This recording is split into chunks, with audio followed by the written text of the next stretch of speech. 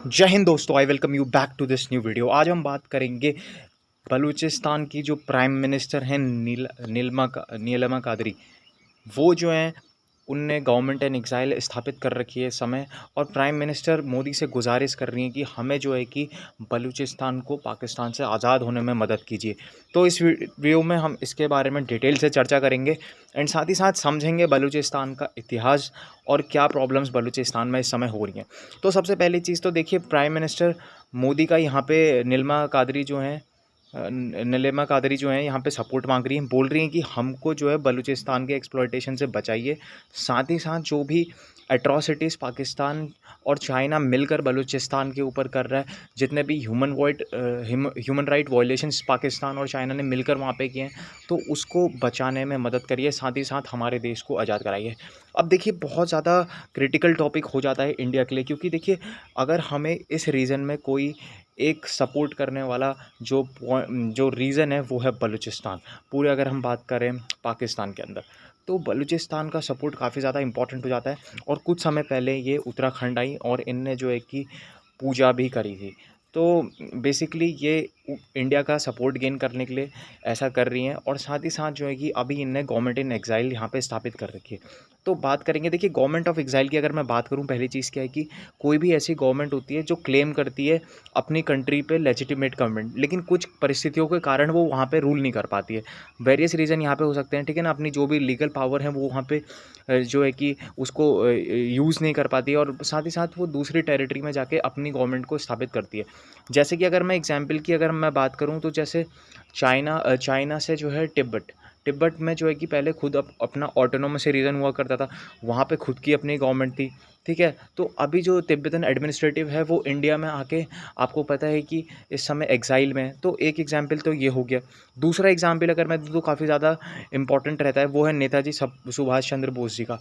तो बेसिकली जब इंडिया के इंडिपेंडेंस की मांग चल रही थी, तो जो है कि जर्मनी का सपोर्ट लेके नेताजी जापान के थ्रू सिंगापुर में आके जो है कि प्रोविजनल गवर्नमेंट इनने इंडिया की स्थापित करी थी वहाँ पे, है ना। आज़ाद हिंद फौज हम उसे बोलते हैं। तो बेसिकली ये जो भी एग्जाम्पल्स थे, इसी को ही हम कहते हैं कि एक गवर्नमेंट इन एक्साइल। जब अपने खुद के प्रदेश में कोई गवर्नमेंट कानून अपने एक्साइज को एडजुडिकेट नहीं कर पाती है, तो किसी दूसरी जगह पे उसको दूसरे देश में जाके अपनी गवर्नमेंट को चलाना पड़ता है। इसमें सारे उसके काउंसिल ऑफ मिनिस्टर्स रहते हैं, जितने भी उसमें इंपॉर्टेंट मिनिस्टर, चाहे फॉरेन मिनिस्टर हो गए, चाहे आपके डिफेंस मिनिस्टर हो गए, तो सब उसमें रहता है। तो इस समय जो है कि बलूचिस्तान अपनी आज़ादी के लिए यहाँ पे लड़ाई लड़ रहा है। और बलूचिस्तान का जो हम बात करें, आज़ादी की लड़ाई अभी से नहीं है, वो काफ़ी पहले से चलती हुई आ रही देखने को मिल रही है। और अगर मैं एक और एग्जांपल दूँ आपको गवर्नमेंट इन एक्साइल का, तो जैसे नाज़ी जर्मनी ने जब बेल्जियम के ऊपर हमला करा था, तो बेल्जियम की सरकार थी बेसिकली विदेश में जाके, जो साउथ में जाके, अगर हम मैं बात करूँ यूरोप में कुछ देशों में जाके, उनने वहाँ पे अपनी सरकार को स्थापित करा।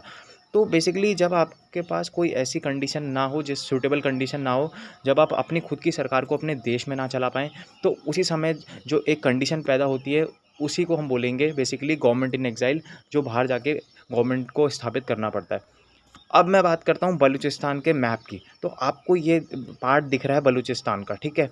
अफ़गानिस्तान ऊपर है, बगल में ईरान है और पाकिस्तान है, और ये जो रेड वाला पार्ट है, ये पूरा पाकिस्तान आता है। और इस समय पाकिस्तान ने इसको पूरा कब्जा रखा है, बलूचिस्तान वाले पार्ट को। बेसिकली यहाँ पे अपना पूरा डोमिनेंस तो पाकिस्तान नहीं दिखा पाता है, क्योंकि इस समय बलूचिस्तान लिबरेशन आर्मी यहाँ पे काम करती है। जिस तरीके से पाकिस्तान ने कुछ सालों में बलूचिस्तान लिबरेशन आर्मी को कमज़ोर किया, उसके लड़ाकों को मारा यहाँ पे। और साथ ही साथ जो है कि बलूचिस्तान अपनी डिमांड बहुत पहले से करता आ रहा है, तो इसी को लेकर जो झड़प है पाकिस्तान और बलूचिस्तान के बीच लेकर, बलूचिस्तान को लेकर पाकिस्तान की, तो इसी को जो है कि यहाँ पे एक इम्पॉर्टेंट यूएन इशू बनाना चाहती हैं नीलिमा कादरी जी। तो बेसिकली इंडिया को अभी किसका सपोर्ट चाहिए होगा यहाँ पे? अफ़गानिस्तान का सपोर्ट। तो यहाँ पे अफ़गानिस्तान यूएन में है ही नहीं, ठीक है ना, यूनाइटेड नेशन में नहीं है। तो यहाँ पे सपोर्ट इम्पॉर्टेंट पड़ जाता है ईरान का इंडिया के लिए, क्योंकि ईरान ही अब इंडिया को जो है कि एज अ सपोर्ट कर सकता है बलूचिस्तान को लिबरेट करने में, और साथ ही साथ इंडिपेंडेंस दिलाने में। अब यहाँ पे जो यूनाइटेड नेशन में मांग उठाई जा रही है, उठा सकता है भारत, है ना। प्राइम मिनिस्टर नरेंद्र मोदी से नीलिमा कादरी जी तो गुजारिश कर रही हैं कि भाई उठाइए वहाँ पे हमारी लिबरेशन की मांग। तो अब ये देखना काफ़ी ज़्यादा इंपॉर्टेंट रहेगा कि आने वाले समय में जो है कि मांग उठती है कि नहीं, या फिर ये इशू कहीं और की तरफ डाइवर्ट होने को मिलता है। तो अभी जो कादरी जी हैं वो बेसिकली पूरे वर्ल्ड टूर में हैं और बलूचिस्तान की फ्रीडम की मांग कर रही हैं, ठीक है ना? तो बहुत सारे देशों में जा रही है, पूरे विश्व में, और मांग कर रही हैं कि भाई हमें लिबरेट होने में मदद करिए, और जो पाकिस्तान का कंट्रोल है हमारी टेरिटरी में इल्लीगल है एक तरीके से, उसको वहाँ से पाकिस्तान को हटना चाहिए। ये सारी चीज़ें यहाँ पे बोल रही है। बलूचिस्तान का एक्सप्लॉइटेशन काफ़ी ज़्यादा हुआ है दोस्तों। अगर मैं बात करूँ, देखिए थोड़ी-सी अगर मैं बात करूँ तो यहाँ पे आपको मिलेंगे बलोच, पश्तून्स, गुर्जर, हज़ारा, सिंधी, सराकी, ये कुछ एथनिक ग्रुप्स हैं जो बलूचिस्तान में आपको देखने को मिलेंगे, ठीक है? और वहीं पे जो एडमिनिस्ट्रेटिव रीजन है बलूचिस्तान का, मैंने आपको पहले भी बताया, ईरान, अफ़गानिस्तान, पाकिस्तान तीनों में फैला हुआ है। तो ईरान में कुछ इंपॉर्टेंट पार्ट आते हैं जैसे सिस्तान और बलूचिस्तान, ठीक है ना? तो ये जो पार्ट है वहाँ पे बलूचिस्तान का इस ईरान के प्रोविंस में आता है। अब देखिए, जब ब्रिटिश एम्पायर के अंडर में बलूचिस्तान आया था ना बेसिकली, तो उस समय जो है कि ब्रिटिश एम्पायर इसको एज अ इकोनॉमिक पोटेंशियल की तरह यूज़ नहीं कर रहा था उस समय बलूचिस्तान, और बलूचिस्तान को एज अ आप मान सकते हैं कि एक सेफ गार्ड टेरिटरी के लिए यूज़ करता है, एज अ बफर टेरिटरी, क्योंकि उस समय इन्वेजन्स काफ़ी ज़्यादा हो रहे थे, और उस समय रशिया का इन्वेजन, यूएसएसआर का इन्वेजन जो था, अगर मैं बात करूँ सोवियत का जो एक तरीके से इन्वेजन का, वहाँ पे जो ज़ार एम्पायर था उसका इन्वेजन का खतरा काफ़ी ज़्यादा बढ़ गया था। तो उस समय काफ़ी ज़्यादा इन्वेजन्स हुआ करते थे, उससे बचने के लिए बलूचिस्तान को as a buffer territory Indian British empire ने यहाँ पे ब्रिटिश इंडियन एम्पायर ने यहाँ पे एज़ अ माना, ठीक है? फिर उसके बाद मैं बात करूँ, परवेज़ मुशर्रफ के कार्यकाल के दौरान जो है कि माना जाता है कि बलूचिस्तान के लोगों के साथ बहुत ज़्यादा नाइंसाफ़ी हुई, साथ ही साथ काफ़ी ज़्यादा लोगों को यहाँ पे मारा गया, और बलूचिस्तान को एक तरीके से कब्ज़े में लिया गया मुशर्रफ के दौरान। और बलूचिस्तान पहले से अपने आप को एज़ एन इंडिपेंडेंट कंट्री मानता है, जो पाकिस्तान नहीं मानता। तो इसी को लेकर यहाँ पे एक बहुत बड़ी झड़प दोनों कंट्रीज़ के बीच में हमें देखने को मिलती है, ठीक है? तो बेसिकली मैंने आपको यहाँ पे बलूचिस्तान का थोड़ा-सा इम्पोर्टेंट जो चीज़ें हैं वो सब समझा दी। अब जो है कि मैं यहाँ पे लार्जेस्ट सिटीज़ की बात करूँ तो क्वेटा, खरान, तुर्बत, ज़ेदान, और ये आपको सारी यहाँ पे इम्पोर्टेंट सिटीज़ देखने को मिलेंगी, ठीक है? चाहबार भी इसमें आता है।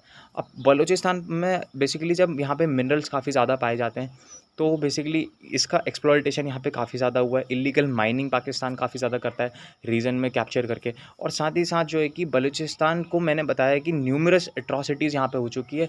पाकिस्तान और चाइना ने मिलकर यहाँ पे कत्लेआम मचाया है, एक तरीके से अगर हम बात करें, ठीक है? तो आई होप आपको ये बलूचिस्तान का टॉपिक समझ आया होगा।